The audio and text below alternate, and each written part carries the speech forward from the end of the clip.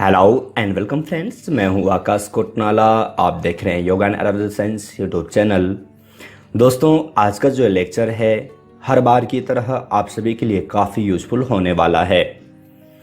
आज हम यहाँ पर हठ सिद्धि के लक्षणों के बारे में यहाँ पर चर्चा करने वाले हैं। जो कोई भी साधक अगर जो हठ योग को अपनाता है तो उसके क्या क्या लक्षण उस हठ योगी में दिखाई पड़ते हैं, इसके बारे में यहाँ पर चर्चा करने वाले हैं। अगर जो आप इच्छुक हैं तो वीडियो को लास्ट तक का जरूर देखिएगा। साथ ही साथ आप सभी को बता दें कि चैनल पर इसी प्रकार से आपको ढेरों सारी वीडियोस मिल जाती हैं। लगभग आपको यहाँ पर चैनल पर अभी तक हम यहाँ पर 400 वीडियोज यहाँ पर दे चुके हैं, जो कि योग के सभी ग्रंथों से संबंधित हैं। आप चैनल पर आएंगे तो आपको यहाँ पर ढेरों सारी वीडियोज यहाँ पर देखने को मिल जाएंगे। आप अपने किसी भी टॉपिक के अनुसार किसी भी एग्जाम की तैयारी के लिए इन वीडियोस को देख सकते हैं, कुछ नया सीख सकते हैं। जैसे कि आप सभी जानते हैं कि आपके पास अगर जो आप गहरण संहिता या फिर हठ प्रदीपिका अगर जो आपके पास ग्रंथ अगर जो लगे हैं, चाहे योग से एमए कर रहे हैं, डिप्लोमा कर रहे हैं, या फिर आप यूजीसी नेट या फिर जीआरएफ या फिर पीएचडी की एंट्रेंस एग्जाम की अगर जो आप तैयारी कर रहे हैं, तो आपको मालूम होना चाहिए कि हठ सिद्धि के लक्षण आपके लिए कितने यूजफुल हैं। आपको आने भी चाहिए और कुछ लोग जानते भी होंगे। जो नहीं जानते वो आप यहाँ पर ध्यानपूर्वक देखें, क्योंकि हम इन्हीं के ऊपर यहाँ पर चर्चा करने वाले हैं। अगर जो हम हठ सिद्धि के लक्षण देखें तो इससे पूर्व जैसे कि आप सभी को मालूम होगा कि हमें हठ योग को जानना जरूरी है, क्योंकि जो हम हठ सिद्धि के लक्षण यहाँ पर देखने वाले हैं वो हठ सिद्धि अर्थात जब हमारा हठ योग जब सिद्ध होने लगता है तो उसके क्या क्या लक्षण हमें दिखाई देते हैं वो हमें यहाँ पर पढ़ने का होता है। तो यहाँ पर सर्वप्रथम हम यहाँ पर हठ योग को यहाँ पर जान लेते हैं। जैसे कि आप यहाँ पर देखेंगे आज का जो टॉपिक है वह है हठ प्रदीपिका के अनुसार हठ सिद्धि के लक्षण। तो सर्वप्रथम अगर जो हम हठ योग के बारे में चर्चा करें कि हठ योग क्या है, तो आप ये सामान्य सा टॉपिक भी है, आप जानते भी होंगे, और इसके ऊपर हमने चैनल पर पहले भी यहाँ पर वीडियो दी है। हो सकता है कि आपने देखी भी हो, आप जानते भी होंगे। तो हठ योग का तात्पर्य होता है, जैसे कि वहाँ पर एक श्लोक भी वहाँ पर आता है, हकार कथित सूर्य ठकार चंद्र उच्यते सूर्य चंद्र समर योगात हठ योगा निगद्यते। तो वहाँ पर भी क्या है, ह और ठ। तो यहाँ पर जैसे कि हम देखते हैं हठ शब्द ह एवं ठ इन दो शब्दों से मिलकर के बना है। ह अर्थात सूर्य, सूर्य का तात्पर्य यहाँ पर है सूर्य नाड़ी से, और ठ अर्थात चंद्र नाड़ी। जैसे कि हम जानते हैं कि नाड़ियाँ तो खैर बहुत सारी हैं, अलग अलग ग्रंथों के अनुसार अलग अलग नाड़ियों के बारे में चर्चा की गई है। तो हकार अर्थात सूर्य नाड़ी, जिसको कि हम सूर्य स्वर भी कहते हैं, और ठकार अर्थात चंद्र नाड़ी, जिसको कि हम चंद्र स्वर भी कहते हैं। आप जानते हैं मुख्य रूप से 3 स्वर हैं, इड़ा, पिंगला और सुषुम्ना। तो यहाँ पर भी वही है, जब ह अर्थात सूर्य स्वर और ठ अर्थात चंद्र स्वर, जब इन दोनों के द्वारा जब ये दोनों स्वर जब प्रारंभ हो जाते हैं और इसके पश्चात जब सुषुम्ना का जागरण होता है तो वही हठ योग है। यहाँ पर हमें यही हठ योग के बारे में पढ़ने को मिलता है। लेकिन ये सब कब होता है, ये सब के लिए काफ़ी सारी साधनाएं हैं, आप जानते भी होंगे। तो जब हमारा हठ योग अगर जो हम हठ योग प्रारंभ किए हुए हैं, तो जब हमारा जो हठ योग जब हम प्रारंभ किए हुए हैं तो उसके कुछ लक्षण हमें दिखाई देने लगते हैं। तो उनसे हम ये जान सकते हैं कि क्या हमारा हठ योग सिद्ध हो रहा है, या फिर हमारा जो हठ योग है उसमें हमारी कोई गड़बड़ी है, जिस कारण से उसके अनेक दुष्परिणाम आ रहे हैं। तो ये आपको जानना चाहिए। अगर जो दुष्परिणाम आ रहे हैं तो हो सकता है कि आपकी जो ये क्रियाएं हैं, जो आप हठ योग जो कर रहे हैं, उसमें कुछ ना कुछ कमी है, आप कुछ गड़बड़ी कर रहे हैं। और अगर जो लक्षणों के बारे में हम यहाँ पर चर्चा करने वाले हैं, अगर जो ये लक्षण आते हैं तो आप समझ लीजिएगा कि आपकी जो क्रियाएं हैं वो बहुत अच्छे ढंग से हो रही हैं। तो क्या क्या है ये लक्षण, ये आपको यहाँ पर जानना जरूरी है। तो जैसे कि अगर जो हम हठ सिद्धि के लक्षण अगर जो पढ़ते हैं, तो अगर जो आप हठ प्रदीपिका का दूसरे उपदेश का अगर जो 78 नंबर का श्लोक यहाँ पर पढ़ते हैं, तो वहाँ पर एक श्लोक भी आता है, वपुः कृशत्वं वदने प्रसन्नता नादस्फुटत्वं नयने सुनिर्मले अरोगता बिंदु जयोग्नि दीपनम नाड़ीर विशुद्धिर हठ सिद्धि लक्षणम। तो ये हठ सिद्धि के लक्षण वहाँ पर स्वात्माराम जी ने वहाँ पर बताए हैं। जैसे कि आप जानते भी हैं, जो ग्रंथ है, ग्रंथ का पूरा परिचय हमने चैनल पर पहले भी दिया है। और सिर्फ घेरण संहिता ही नहीं या फिर हठ प्रदीपिका ही नहीं, श्रीमद् भगवद गीता है, योग वासिष्ठ है, या फिर उपनिषद है, या फिर दर्शन है। आप सभी जानते हैं कि इनकी ढेरों सारी वीडियोज आपको चैनल पर मिल चुकी हैं, जिनके लिए आपको चैनल पर जाना होगा। आप चैनल पर देखेंगे तो आपको अपने टॉपिक्स के अनुसार कोई ना कोई वीडियो जरूर मिल जाएगी। तो यहाँ पर जो श्लोक है एक बार फिर से मैं यहाँ पर रिपीट कर देता हूँ। श्लोक है वपुः कृशत्वं वदने प्रसन्नता नादस्फुटत्वं नयने सुनिर्मले अरोगदा बिंदु जयोग निदीपनम नाड़िर विशुद्धिर हठ सिद्धि लक्षणम। तो यही है, अगर जो आप ये श्लोक याद कर लेते हैं तो यही हठ सिद्धि के लक्षण यहाँ पर बताए गए हैं। क्या क्या है? सर्वप्रथम है वपुः कृशत्वं वदने प्रसन्नता। अब इसका तात्पर्य क्या है ये आपको यहाँ पर जानना है। नादस्फुटत्वं नयने सुनिर्मले, इसका तात्पर्य आपको जानना है। अरोगदा बिंदु जयोग निदीपनम, इसका तात्पर्य आपको जानना है। और नाड़ी विशुद्धिर हठ सिद्धि लक्षणम, और नाड़ियों की शुद्धि, ये आपको यहाँ पर जानना है। अगर जो आप यहाँ पर ये जान लेते हैं तो आपको मालूम पड़ जाएगा कि हठ सिद्धि के लक्षण क्या हैं। तो इनके बारे में हम यहाँ पर चर्चा करते हैं। तो सर्वप्रथम क्या है? वपुः कृशत्वं वदने प्रसन्नता। तो तात्पर्य है, वपु किसको बोलते हैं? वपु का तात्पर्य होता है शरीर। कृशत्वम अर्थात कृश हो जाता है, अगर जो भारीपन है तो वह कैसा हो जाता है?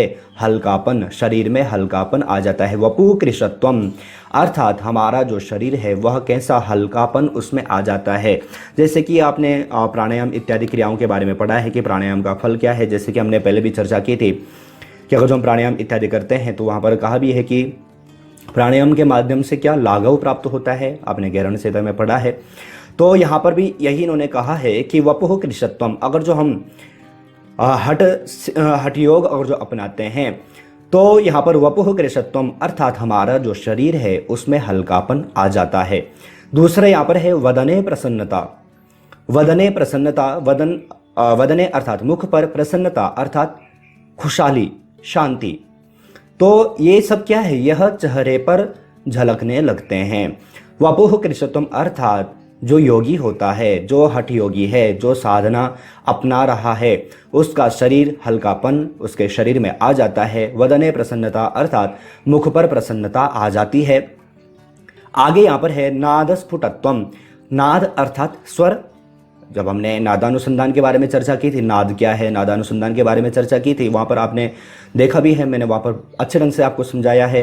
अगर जो आप चाहते हैं तो आप चैनल पर जा करके वीडियो देख सकते हैं, या फिर वीडियो के ऊपर आपको आई के बटन पर क्लिक करेंगे तो वो वीडियो मिल जाएगी। तो नाद स्फुटत्वम, नाद अर्थात स्वर, स्फुटत्वम कैसा? उसमें सौष्ठव अर्थात मधुरता उसमें आ जाती है। किस में? नाद अर्थात स्वर में। हम जो बोल रहे हैं, हमारी जो वाणी है उसमें क्या? उसमें सौष्ठव अर्थात उसमें मधुरता आ जाती है। उसी प्रकार से नयनेन सुनिर्मले, नयन अर्थात चक्षु, नेत्र कैसे हो जाते हैं? निर्मल हो जाते हैं। तो यहाँ पर क्या है? नयने सुनिर्मले अर्थात हमारे जो नयन हैं, हमारे जो चक्षु हैं, हमारी जो आँख हैं, ये कैसे हो जाती हैं? तेज स्वरूप हो जाती हैं, तेजवान हो जाती हैं, तेजस्विता इनमें आ जाती है। आगे यहाँ पर कहा है अरोगता बिंदु जयोग निदीपनम।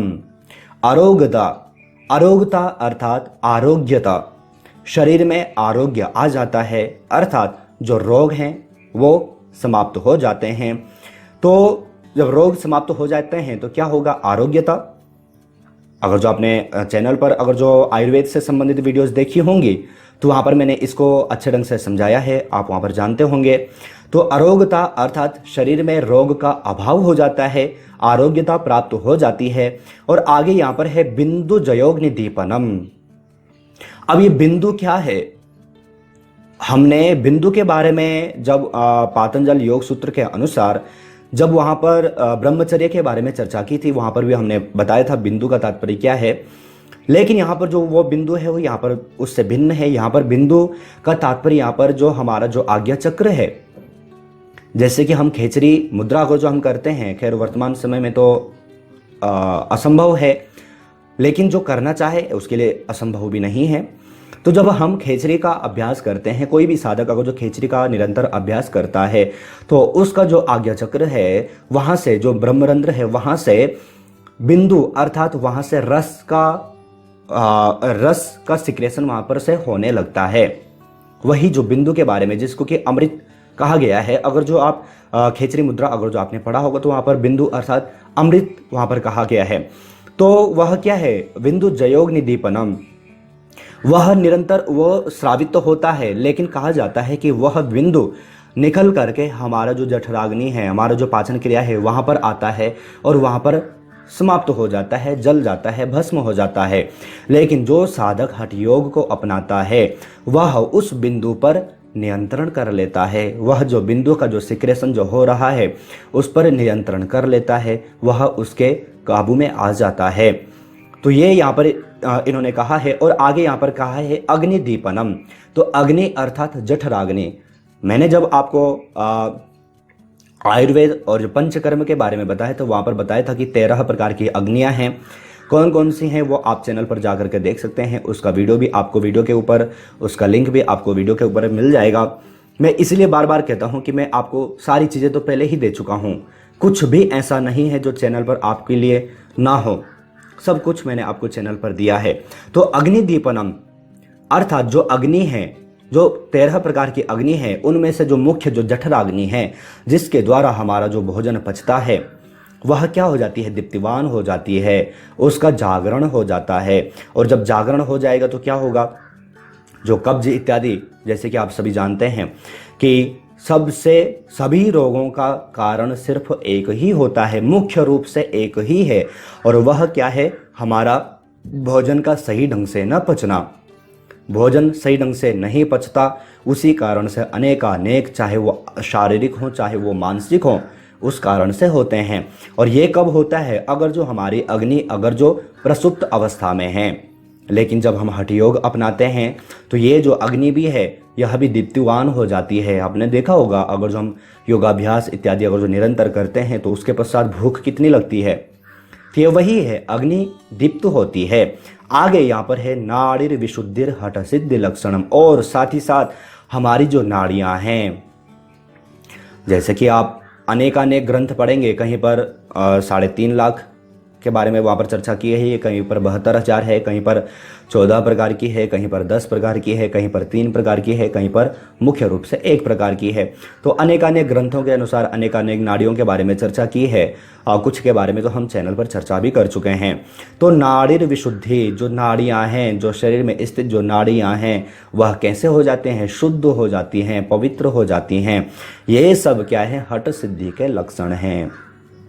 मैंने पूरा श्लोक आपको एक एक उसका अर्थ यहाँ पर बता दिया है। एक बार में इसका पूरा जो हिंदी अर्थ है वो भी मैं आपको यहाँ पर दे देता हूँ। अर्थात शरीर में हल्कापन, मुख पर प्रसन्नता, स्वर में सौष्ठव, नयनों में तेजस्विता, रोग का अभाव, बिंदु पर नियंत्रण, जठराग्नि की प्रदीप्ति, नाड़ियों की विशुद्धता, ये सब क्या है, हठ सिद्धि के लक्षण है। याद रखिएगा, अगर जो आप हठ योग अपना रहे हैं और ये सब चीज़ों में से अगर जो कोई भी चीज़, अगर जो लक्षण अगर जो आपको दिखाई देते हैं तो याद रखना कि आपकी जो लाइन है, आपका जो मार्ग है वह सही है।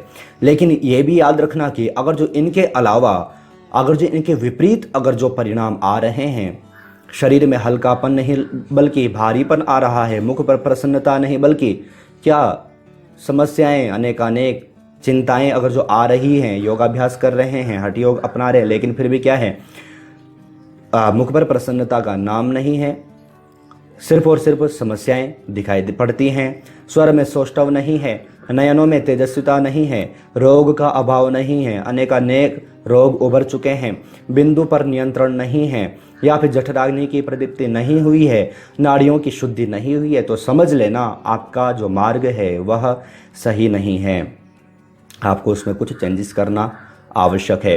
तो मैंने पूरा यहाँ पर हठ सिद्धि के लक्षण आपको यहाँ पर बता दिए हैं, व्यवहारिक दृष्टि से मैंने आपको यहाँ पर बताया है। साथ ही साथ अगर जो आपको एग्जाम में पूछा जाता है तो आपको यही लिखना है। अगर जो आप इतना लिख लेते हैं तो आपके लिए कुछ भी यहाँ पर बाकी नहीं बचता। ये आपको यहाँ पर हठ सिद्धि के लक्षण यहाँ पर लिखने हैं, जो कि स्वात्माराम जी ने अपने ग्रंथ हठ प्रतिपिका ग्रंथ में कहा है। दूसरे पाद अर्थात दूसरा जो उपदेश है वहाँ पर इसके बारे में चर्चा की है, जो कि लास्ट दूसरे पाद का लास्ट श्लोक वहाँ पर है। तो मैंने आपको यहाँ पर अच्छे ढंग से यहाँ पर समझा दिया है। आशा है आप यहाँ पर इसको समझ भी चुके होंगे। साथ ही साथ जैसे कि आप सभी जानते हैं कि जब आपका टॉपिक कंप्लीट यहाँ पर कर देते हैं तो उसके पश्चात कुछ प्रश्नोत्तरी सीरीज आपके लिए यहाँ पर चैनल पर देते हैं, जिनके आंसर आपको यहाँ पर देने होते हैं, जिनसे कि हमें भी लग पाए कि आपने यहाँ पर तैयारी कितनी की है, आप यहाँ पर ध्यानपूर्वक आपने लेक्चर कितना ध्यानपूर्वक देखा है। तो कुछ प्रश्नोत्तरी सीरीज आपके लिए यहाँ पर हैं, जिनके आंसर आपको यहाँ पर देने हैं। प्रथम प्रश्न आप सभी के लिए यहाँ पर है, निम्नलिखित में से हठ योग शब्द में हकार का तात्पर्य है सूर्य, चंद्र, तारा या फिर इनमें से कोई नहीं। तो हकार अर्थात ह मैंने पूर्व में ही बताया है, श्लोक भी मैंने आपको बताया था। तो ह अर्थात हकार का तात्पर्य क्या है, सूर्य है, चंद्र या फिर तारा। क्या है इसका सही आंसर, ये आपको वीडियो के कमेंट बॉक्स में भेजना है। दूसरा प्रश्न आप सभी के लिए यहाँ पर है, निम्नलिखित में से हठ प्रदीपिका ग्रंथ के प्रवर्तक हैं महर्षि घेरण, स्वामी स्वात्माराम, उपयुक्त दोनों या फिर इनमें से कोई नहीं। तो हठ प्रदीपिका जो ये ग्रंथ है, इसके प्रवर्तक कौन हैं, आपको यहाँ पर इसका सही आंसर यहाँ पर देना है। मैंने आपको पूर्व में ही बताया भी है। अगर जो आपने ध्यान दिया होगा, अगर जो आपने ये ग्रंथ पढ़ा होगा, तो आप आसानी से इसका आंसर यहाँ पर सही दे पाएंगे। तीसरा प्रश्न आप सभी के लिए यहाँ पर है, निम्नलिखित में से हठ सिद्धि के लक्षणों के अंतर्गत निहित है नयनों में तेज, नाड़ियों की शुद्धि, उपयुक्त दोनों, इनमें से कोई नहीं। तो हठ सिद्धि के लक्षण क्या है, क्या उसके अंतर्गत निहित है, यह आपको यहाँ पर इसका सही आंसर आपको देना है। ध्यान दें कि इसी प्रकार से प्रश्न आपको यूजीसी नेट या फिर किसी भी एग्जाम में पूछे जाते हैं, और इसी प्रकार से प्रश्नोत्तरी सीरीज की हम यहाँ पर 2 बुक भी यहाँ पर पब्लिश कर चुके हैं। एक में आपको 500 प्लस MCQ मिलते हैं, एक में आपको 1000 प्लस MCQ मिलते हैं। दोनों बुक ई-बुक फॉर्मेट में हैं, जिनका लिंक आपको वीडियो के डिस्क्रिप्शन बॉक्स और वीडियो का कमेंट बॉक्स में मिल जाएगा। अगर जो आप चाहते हैं इनको परचेज, इनको डाउनलोड करना चाहते हैं, तो आप वहां पर उन लिंक को फॉलो कर सकते हैं, अधिक जानकारी वहां पर प्राप्त कर सकते हैं। चौथा प्रश्न आप सभी के लिए यहाँ पर है, निम्नलिखित में से हठ सिद्धि के लक्षणों के अंतर्गत निहित नहीं है। देखो, मैंने प्रश्न जानबूझ करके घुमा फिराया है, और यूजीसी नेट के एग्जाम में भी इसी प्रकार से प्रश्न पूछे जाते हैं। यहाँ पर क्या है, पहले हमने कहा कि हठ सिद्धि के लक्षण हैं, अब यहाँ पर कहा है कि उसके अंतर्गत निहित नहीं है नयनों में तेज, नाड़ियों की शुद्धि, शुद्ध आचित्त शुद्धि या फिर इनमें से कोई नहीं।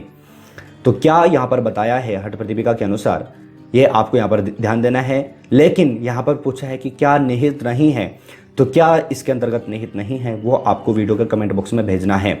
आशा है आप यहाँ पर सही ढंग से यहाँ पर इसका आंसर यहाँ पर दे पाएंगे। चारों प्रश्न सरल से हैं, अगर जो आपने लेक्चर ध्यानपूर्वक देखा है तो आप आसानी से इनका आंसर यहाँ पर दे पाएंगे।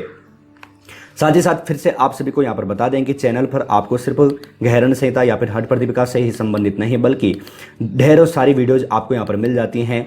आप चैनल पर आ करके इन वीडियोज को देख सकते हैं, कुछ नया सीख सकते हैं।